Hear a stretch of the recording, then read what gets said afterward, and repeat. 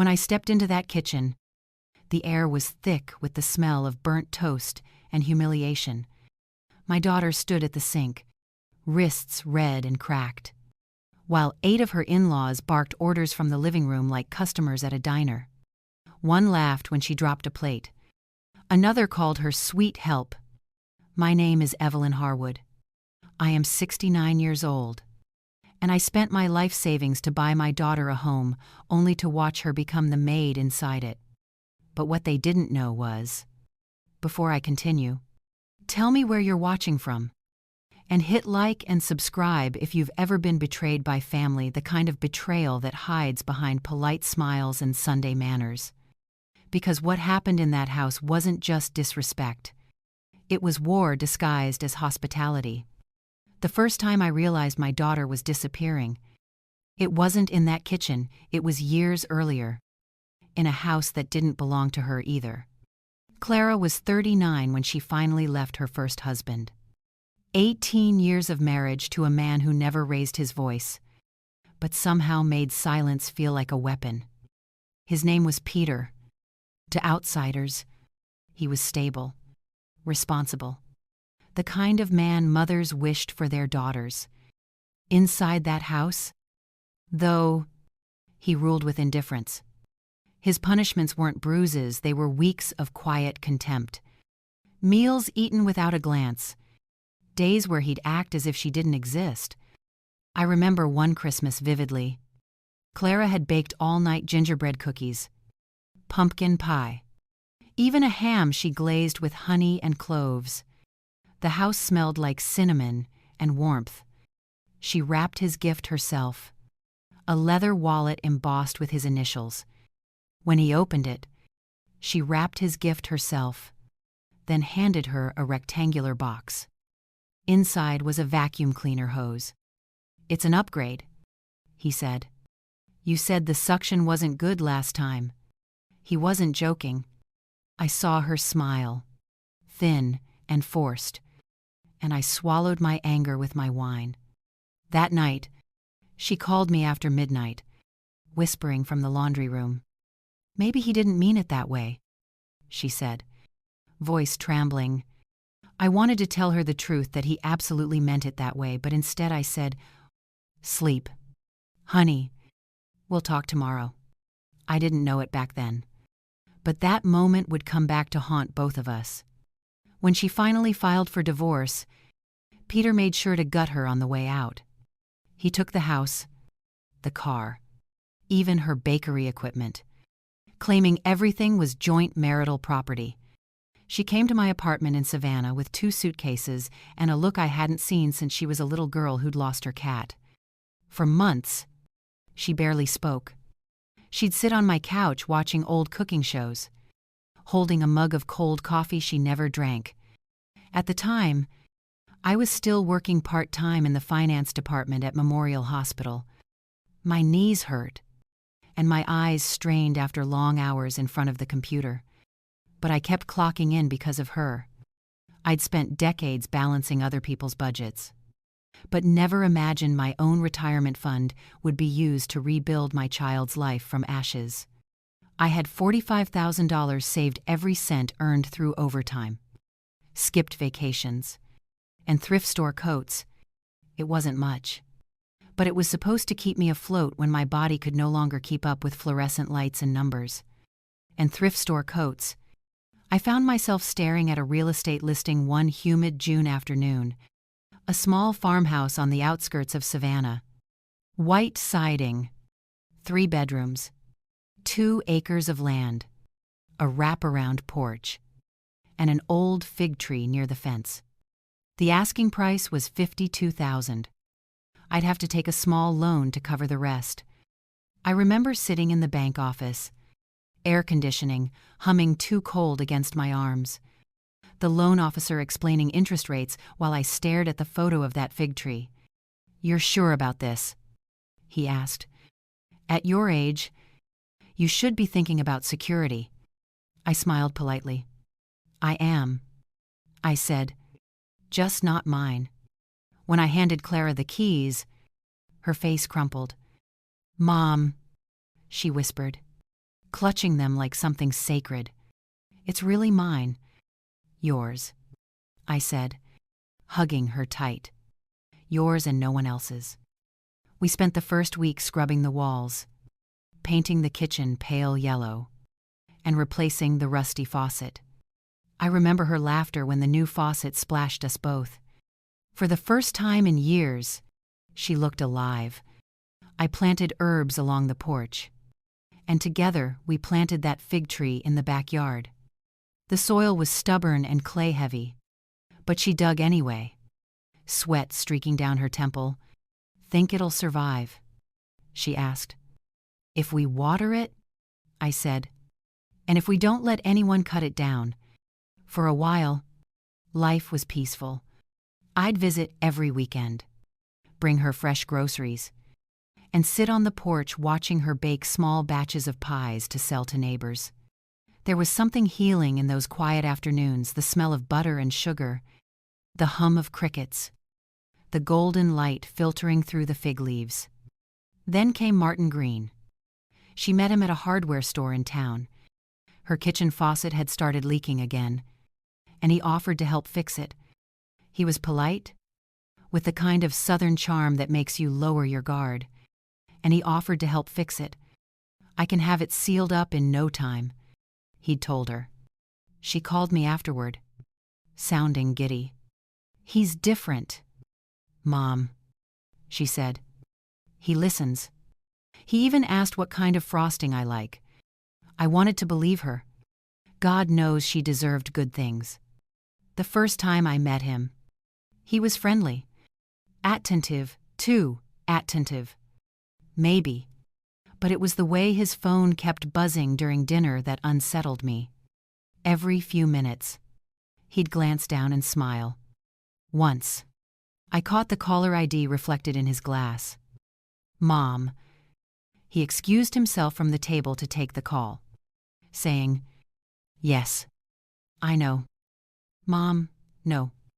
We're fine. Yes, I'll be home Sunday." "She's protective," he said when he returned. "Widowed a few years back. She worries." Protective was one word for it. I didn't know then that protective meant possessive, that Vivian Green treated her grown children like chess pieces, moved them where she pleased, guilted them when they resisted. I didn't know that her charm was a mask, one she wore like armor in public, but used like a blade in private. Clara and Martin married 4 months later. Too fast. I thought, too sudden. But she looked happy. Truly happy. The wedding was small. Just family in the backyard under the fig tree. I remember Vivian arriving in a pastel suit that screamed money and control. She hugged me lightly, her perfume sharp and floral. "Such a lovely little place," she said, scanning the house like an appraiser. "So cozy. Almost quaint. Almost." The word stung, but I smiled anyway. Southern politeness runs deep. We learn to smile while sharpening our knives in silence. During the ceremony, I stood beside the fig tree, watching my daughter say vows beneath the same branches we'd planted with our bare hands. I told myself this was her second chance.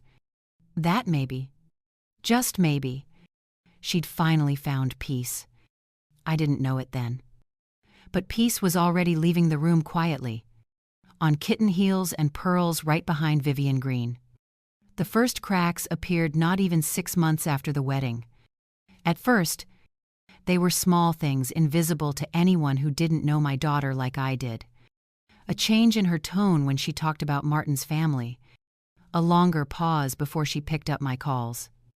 The nervous laugh she used when I asked if everything was okay. One afternoon, I dropped by the house unannounced with a basket of peaches from the market. It was a hot July day, and the cicadas screamed so loud the air felt alive.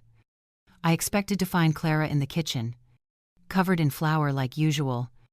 Instead, I found her sitting on the porch steps, staring at the driveway, her hands motionless in her lap. "Sweetheart," I said. She jumped, forcing a smile. "Mom, you should have called." That was when I noticed the laundry basket beside her, overflowing with men's shirts and children's clothes. "You doing laundry for the neighbors now?" I tried to joke. She looked away. "Just helping out." Martin's family came to visit. I stepped inside and froze. The living room looked like a storm had passed through. Suitcases stacked against the wall. Toys scattered across the floor.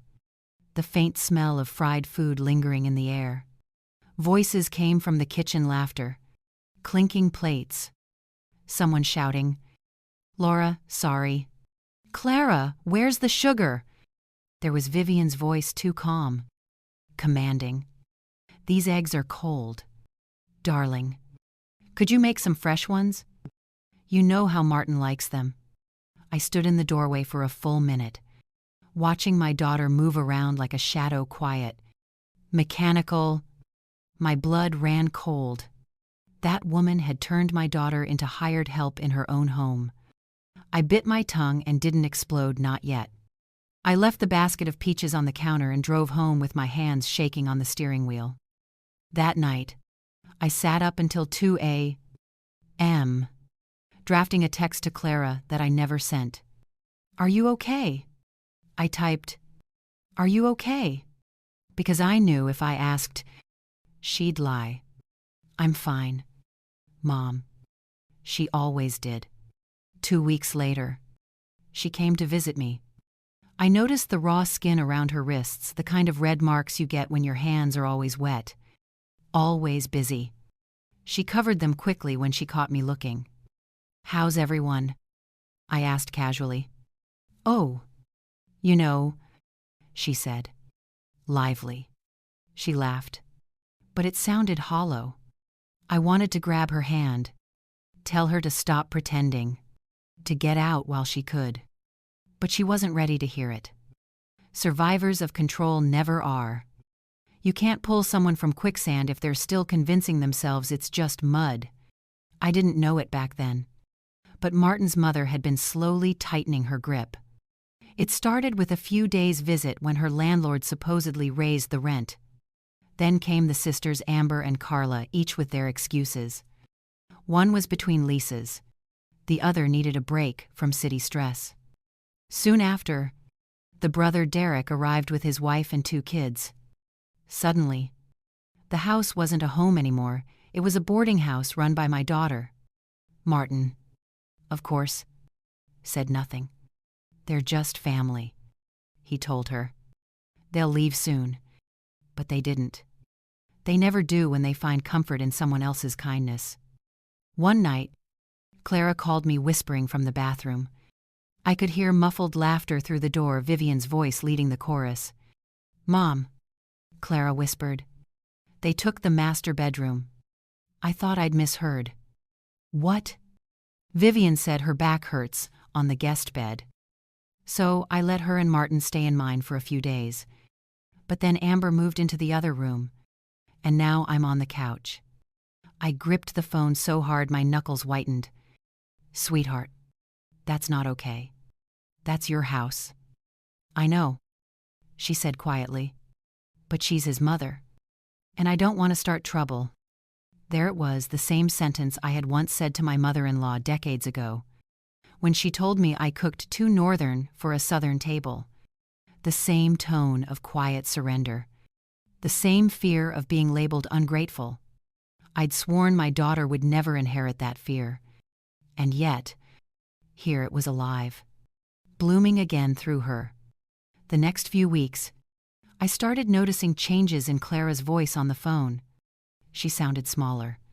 I'd ask how she was, and she'd change the subject. I offered to visit, and she'd say, "It's not a good time." It was as if she'd built a wall between us, one that smelled of guilt and control. Then one morning, I received a grocery receipt in my mailbox, no note, just folded neatly inside an envelope. I recognized Clara's handwriting on the back. "They're eating me out of house and home.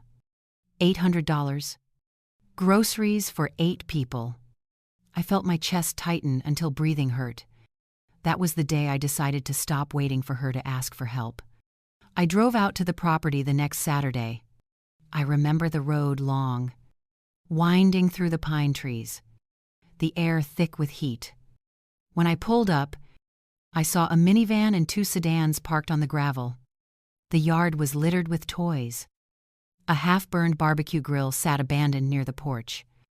Inside, it smelled of bacon grease and air freshener. Vivian was sitting on the couch in a floral dress, a mug of coffee in one hand, remote control in the other. Her daughters were sprawled beside her, watching television.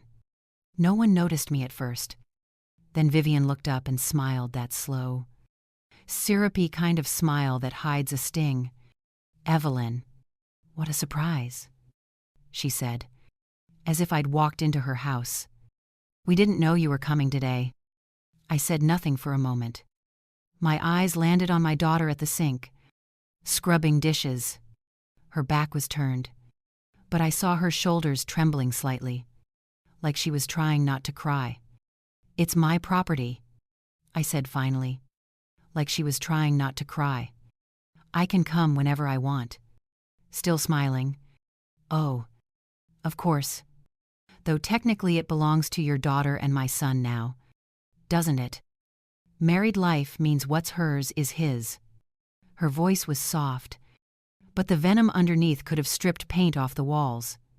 I didn't reply. I just said, "Clara, come here, please."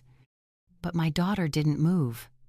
She looked frozen in place, her hands still in the soapy water. "I'm busy." "Mom," she whispered. "Let someone else finish that," I said firmly. "Come here." Vivian laughed. Actually laughed, a light, mocking sound that filled the room. "Oh, Evelyn, don't be so dramatic. She's just helping out. We're family. Remember, families help each other." The word family rolled off her tongue like a weapon. That was the exact moment I felt something shift inside me. Something that had been asleep for years, since the day I buried my husband. Since the day I stopped fighting the world because I thought I was too tired to win anymore. Standing there, in that kitchen, watching my daughter break under the weight of someone else's entitlement, I realized I still had fight left in me. And I wasn't going to let anyone, not a manipulative matriarch, not a weak son, not even fear, take my daughter's peace again. I didn't say anything that day. I just turned around and left. But as I drove away from that house, my reflection in the rearview mirror looked different. Harder, sharper, like a blade being sharpened on the stone of rage. They thought they had silenced her, but they had just awakened me. It started quietly, the way storms do, just a shift in air pressure, a heaviness that no one names. For weeks, I stayed away. I told myself that Clara needed space, a heaviness that no one names, that she was an adult and I shouldn't meddle. But I also knew that silence is how abuse survives. It grows best in houses where everyone pretends not to hear. My phone rang. The caller ID said Clara. But when I answered, no one spoke. All I heard was the faint sound of dishes clinking, then a sharp voice in the background. "Do it again." The table's still sticky. The line went dead. That was enough. I got in my car and drove. When I pulled into the driveway, Martin was on the porch, tinkering with his toolbox. He looked surprised to see me. Martin was on the porch. "We weren't expecting you." I stepped out, looked him straight in the eye. "I'm sure you weren't." Inside, the house looked worse than before, like a battlefield covered in casseroles. Vivian was sitting at the dining table, folding napkins as if she owned the place. "Well, bless your heart for dropping by," she said sweetly. "We were just talking about you." "I bet you were," I said. Clara appeared from the hallway, holding a stack of towels. Her eyes widened when she saw me, then flickered with something like fear. "Mom," she began. "Don't," I said softly. "Just sit." Vivian gave a little laugh. Oh, Evelyn, don't make this dramatic. We're family here. That's the second time you've said that word to me. I replied. You keep using it, but I don't think it means what you think it does. For a moment, the room froze. Then, Martin cleared his throat, muttered something about needing to check the shed, and vanished like a coward. I followed Clara to the porch. You need to tell me what's going on, I said. She shook her head. It's fine. Mom, really? Her voice cracked on the last word. She was lying. And she knew I knew. Did you ever sign anything like a deed transfer? I asked quietly. No, she said quickly. The house is still mine. That was the first breath I'd taken in days that didn't burn. Good, I said. Then we can fix this. Her eyes filled with tears. They'll hate me if I make them leave. They already do, I said. They just call it love. That night, I went home and started pulling old files from my cabinet, the original loan agreement, the property deed, the payment history. I spread them out across my kitchen table like war maps. Numbers calm me. Facts are loyal. The next day, I made some calls to the county clerk's office, to a friend of mine who worked in a lawyer's firm, to a paralegal I'd once helped balance accounts for. I learned things, useful things, like the fact that under Georgia law, property acquired before a marriage remains separate unless voluntarily transferred. And Clara hadn't transferred a damn thing. A week later, I came back. This time, I brought copies. Vivian was in the garden, trimming roses that weren't hers. You really shouldn't be cutting those, I said. They don't belong to you. She straightened up, squinting at me. Excuse me. The property, I said. It's in my daughter's name, not yours. Not your son's. Certainly not your daughter's. She smiled, slow and poisonous. You think papers matter more than family. I think theft does, I replied. Her hand tightened on the pruning shears. You need to learn your place. Evelyn, you're just the help who paid for the house. I felt the words hit like a slap. For a second, I almost laughed. Because in that moment, she wasn't pretending anymore. She dropped the sugar, and I could finally see the venom underneath. I'll remember that, I said, turning away. And so will the judge. That wiped the smile right off her face. When I left that afternoon, I noticed her eldest daughter Amber watching from the window, chewing gum like a vulture. The look she gave me wasn't curiosity, it was warning. These people were a unit, bound by greed, and I'd just declared war on them. That night, I called Clara again. Pack a small bag, I told her, just in case. In case of what? She whispered. In case they make you choose between peace and dignity. She didn't answer. I heard her breathing, then a quiet, okay. What I didn't tell her was that I'd already found a lawyer willing to file an emergency injunction if needed. His name was Carl Bennett, an old colleague of mine from the hospital board. A man who'd once said, these people were a unit. It wasn't just about property anymore. It was about control. And control was something I was very, very good at reclaiming. I didn't know how bad things would get yet. But I knew this. The next time Vivian Green laughed, she wouldn't be laughing for long. The week after that confrontation, everything accelerated. Manipulators always strike hardest when they sense you've stopped playing by their rules. It started with subtle things. Clara's calls became less frequent. When she did answer, I'd hear the edge of panic under her voice, like someone listening for footsteps. I'm fine. Mom, she'd whisper. They're just stressed. I think they know you're planning something. Of course they knew. Vivian Green had the instincts of a hawk and the ego of a queen. I could almost hear her saying it. That old woman stirring up trouble. We need to keep an eye on her. Then, one night, a knock rattled my door just before midnight. I opened it to find my daughter standing there, barefoot, mascaras smeared, her hands trembling. "Mom," she said, breathless, "I can't do it anymore."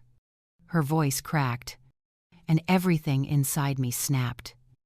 I pulled her into my arms, felt how small she'd become, like she'd folded herself in half just to survive.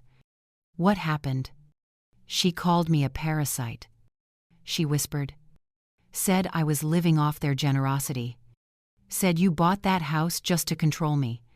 She looked up, eyes red, and Martin didn't say a word. He just stood there. That was the night Clara stopped defending them. The next morning, I made coffee while she slept on my couch, and I started planning. I wrote everything down, dates, words, every incident she told me. It wasn't anger driving me anymore. It was precision. Revenge isn't chaos, it's math done slowly. By afternoon, I drove her back. She wanted to grab a few things quietly, just clothes and her baking equipment. I parked across the street and waited. 10 minutes passed, then 15. When she finally came out, her face was pale. "They took the mixer," she said flatly, "and the dishes you gave me." That night, I called Carl, the lawyer. "They're encroaching on her personal property." I said, "He's Sid. They'll push boundaries until you draw one in ink. Let's draft a notice ownership clarification and an eviction timeline." It was legal language for what I really wanted to say. "Get the hell out before I make you." 2 days later, the envelope was ready. Clara slipped it under the kitchen fruit bowl neatly folded, addressed to the Green family. Vivian's reaction came within hours. Clara called me that night, whispering from the porch. "She's furious. Mom. Said you're trying to divide the family." "Good," I said. "That means she finally knows I can." But things got darker after that. One afternoon, Clara texted, "Something's wrong with the fig tree." When I arrived, I saw its leaves yellowing, roots dug up like someone had kicked at them. I knelt down and realized it wasn't disease. Someone had poured bleach into the soil. The smell hit me sharp, chemical, deliberate. Vivian was sitting on the porch swing, pretending to read a magazine. "Beautiful day, isn't it?" she said without looking up. I straightened slowly. "That tree was planted by my daughter and me," I said. She flipped a page. "Things die. That's nature. That's when I stopped caring about being polite." "You've had your fun," I said, "but you've made a mistake. You think cruelty is strength. It isn't. It's rot. And rot always spreads to the root." For the first time, she looked up. Her eyes narrowed. "You think you can take this from us?" "I already did," I said. "The deed says so." She laughed, a dry, hollow sound. "Paper means nothing. Blood does." That line stuck with me, because in her world, blood excused everything: entitlement, cruelty, even theft. But I wasn't part of her bloodline, and that made me dangerous. The following day, Martin showed up at my door. He looked exhausted, his shirt untucked, his voice tired. "Please, Evelyn," he said. "You're making things worse. Mom's just trying to help." "Help," I repeated. "By stealing, by breaking her own daughter-in-law." He rubbed his face. "You don't understand. She's been through a lot." "I do understand," I said coldly. "And I'm done excusing her." He hesitated, then muttered, "You're poisoning Clara against us." That word poisoning lit a fire in me. No. Martin. I'm detoxing her. He left without another word. But as his car rolled down my street, I knew something had shifted. They were scared now. And scared people make mistakes. That weekend, I received an envelope with no return address. Inside were photographs Clara in her own kitchen. Cleaning, serving, smiling like nothing was wrong. The message was clear. We're watching. I burned the photos in my sink, the edges curling like the lies they told. Then I called Carl again. We file Monday. I said, Are you sure? Yes. I said, They've declared war. I'm just ending it legally. Still, they've declared war. That Sunday night, Clara's car tires were slashed. Even I wasn't ready for what came next. The family swore they knew nothing. It was Vivian's way of sending a message. You can't leave us. That was her biggest mistake. Because if there's one thing you should never do, it's threaten a woman who's already lost everything once. By Monday morning, the court papers were filed. The eviction notice was official. And for the first time in years, I felt peace, not the fragile kind that comes from pretending, but the solid, sharp peace of someone finally drawing bloodlines of her own. They thought they could bury us under guilt and control. But what they didn't know was I'd been digging my way out since the day they moved in. The morning of the confrontation, the sky over Savannah was the color of pewter flat. Heavy, as if it already knew what was coming. I woke before dawn, brewed a pot of coffee, and laid out the documents one last time, the deed, the purchase receipts, the notarized transfer record. My hands didn't shake. Not anymore. Clara sat at the kitchen table, her face pale but resolute. Do we really have to do this? Mom.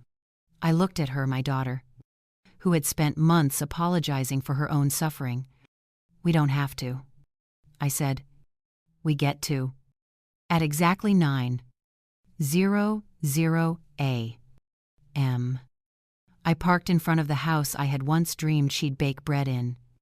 Now it looked like a fortress, 3 cars lined in the driveway, blinds drawn tight. Martin opened the door first, jaw tight. Evelyn, this isn't a good time. I stepped past him. It's exactly the right time. Inside, the Green family was assembled like a tribunal. Vivian sat at the head of the table in her floral dress, her daughters flanking her like attendants. Coffee cups, half-eaten biscuits, and that same suffocating smell of fake lavender filled the air. Well, Vivian said with a brittle smile, looks like we're having a meeting. No, I said calmly, setting my folder on the table. This is a clearing. Clara stood by the door, frozen between 2 worlds, her hands twisted in front of her. This is a clearing. I gave her a small nod, silent permission to stop bowing. Vivian leaned back, voice syrup smooth, the same way mine used to when I faced my own mother-in-law years ago. Evelyn, that's not how family should behave. I met her eyes. You're right. You've been stirring up a lot of drama. I slid the deed across the table. Family shouldn't behave like this. Read it. Oh, I know what it says. But paper doesn't mean much when it comes to heart matters. I smiled faintly. Good thing this isn't about your heart. It's about property law. Her daughters exchanged glances quick, uneasy. Vivian's voice dropped lower, colder. You think you can kick me out of my son's home. I think you already kicked my daughter out of hers. She laughed. A harsh, humorless sound. She's welcome here as long as she follows the rules. Whose rules? I asked. Yours. Because I read the county code last night and the only rule that matters is ownership. This house is Clara's separate property, acquired before marriage. You've overstayed your welcome. The air in the room shifted tense. Electric. Martin took a step forward. Mom, maybe we should. Quiet, Vivian snapped. Don't embarrass yourself. Her mask was slipping. That's when I pulled out my phone and placed it on the table. I've got your little garden speech recorded. By the way, the one about me being just the help who paid for the house. It's admissible if we need to prove malicious occupancy. Vivian's eyes flickered. You wouldn't. Oh, I would, I said softly. Because you made one mistake. Vivian, you thought politeness was weakness. It's not. It's patience. Because you made one mistake. No one spoke. For a long moment, then, Vivian stood. Fine, she said tightly. If you want this house so badly, keep it. But don't expect Martin to go with you. He's loyal to his blood. I looked at my son-in-law pale, sweating, lips trembling. But don't expect Martin to go with you, I said. Martin. He swallowed hard. You want to speak for yourself. I just think we all need time to cool off. His eyes darted to his mother. Quiet. Lethal. No. Clara's voice cut through the air steady. I'm done cooling off. I've been cold for months. Martin opened it wide. She walked to the door. Could you read that last part again? Mom. I unfolded the document. This notice requires all unauthorized residents to vacate within 72 hours or face court-ordered removal. Vivian's face went white. You can't do that. Clara's reply was almost gentle.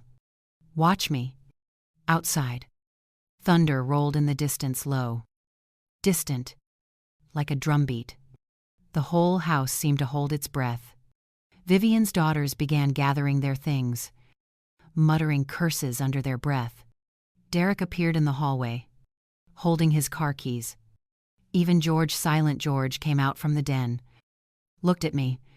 Derek appeared in the hallway. She's right. Viv?